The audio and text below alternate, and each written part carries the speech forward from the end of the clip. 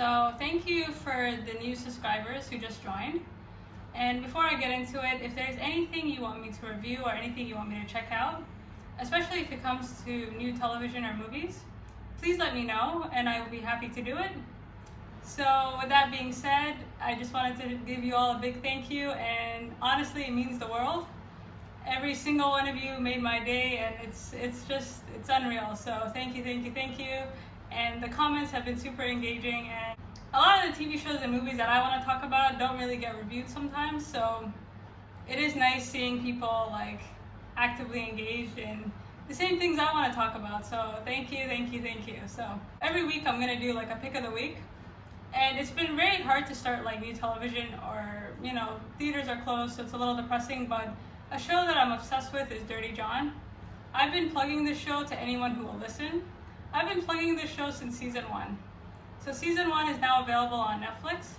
Dirty John is essentially, I guess it was supposed to be a mini-series initially with Eric Bana, and it was supposed to cover a real-life Dirty John.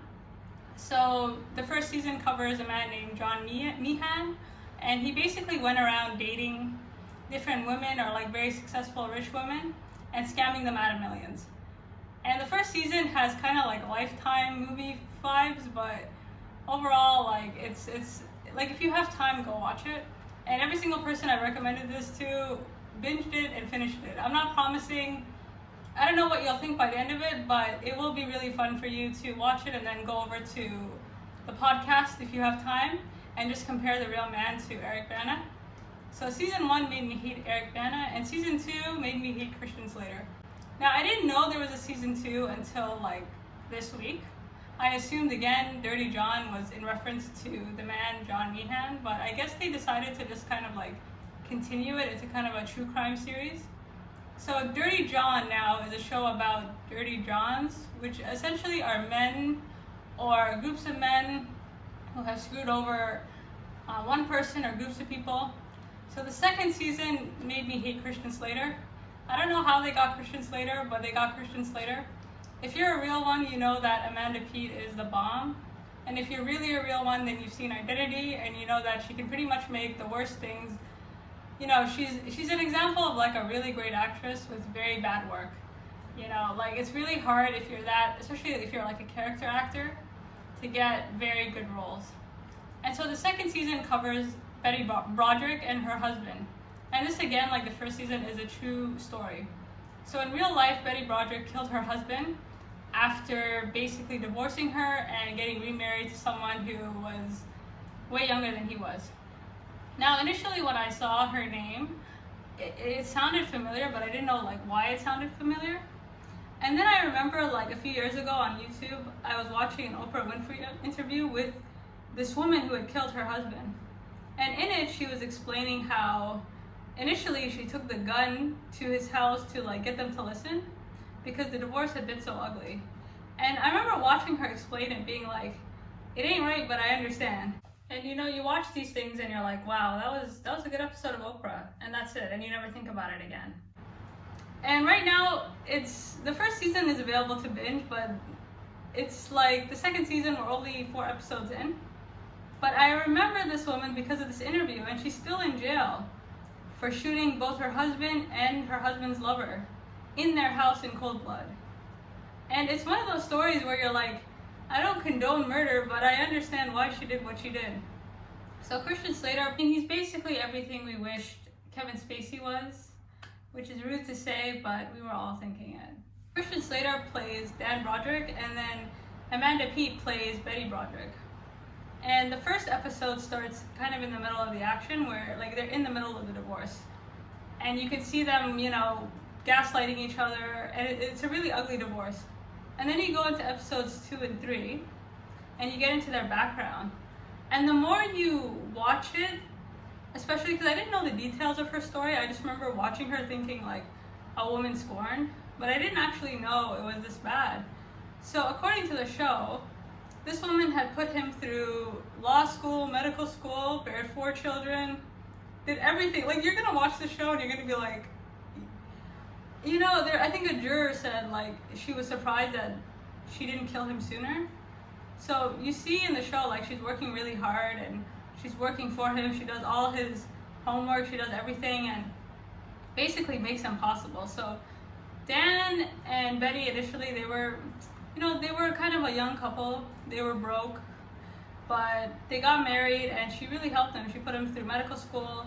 Once he was done medical school, he decided that he didn't really want to be a doctor, and instead he wanted to spend his life suing doctors and making millions of dollars.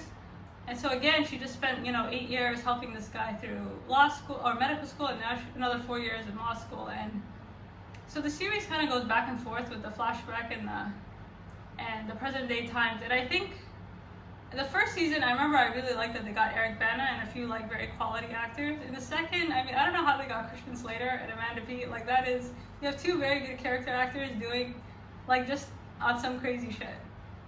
And the one thing that I love is, the first season had kind of like Lifetime vibes. It's, sometimes you'll see like really good actors in like a really kind of poorly scripted thing, but you're able to watch them because they sell you on it.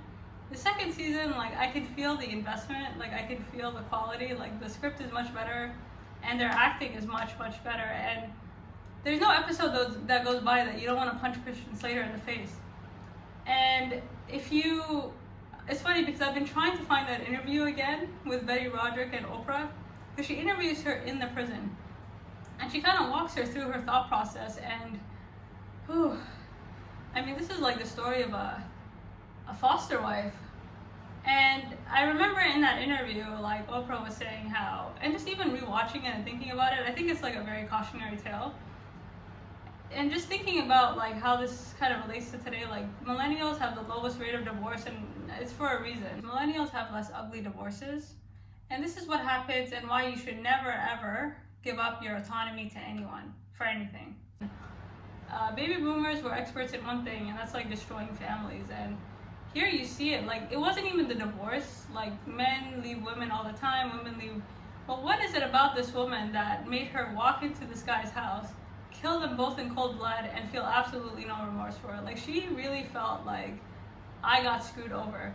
And you see Amanda Peet like kind of processing his gaslighting, or like she's fighting. She's not like so far it's only 4 episodes in, but as you can see, like I'm really triggered.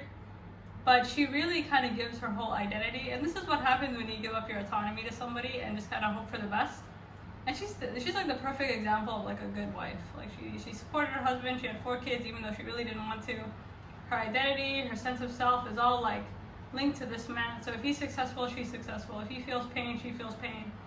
And as he's growing and changing, she feels like she's growing and changing with him. But this is an illusion, right?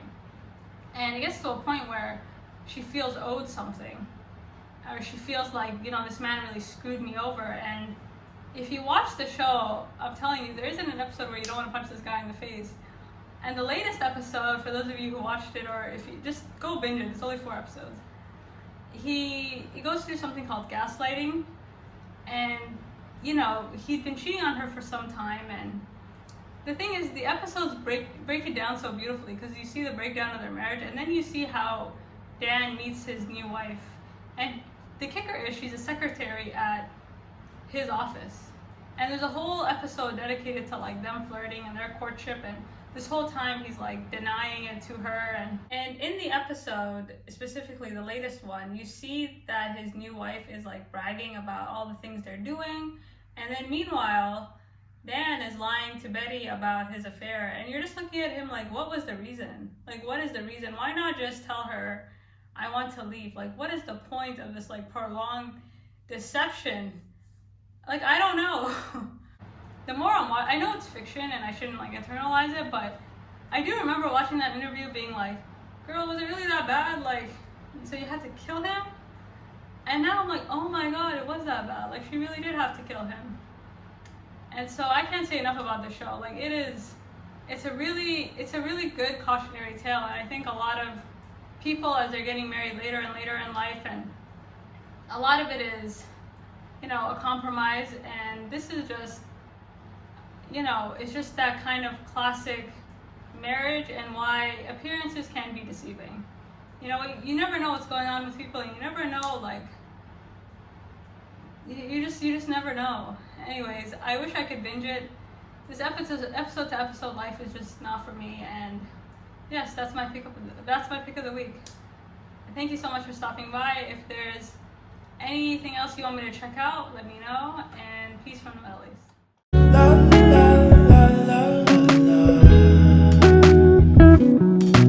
Let her know, I gotta let her know that she my white horse, she my medical, she like my baby mama. No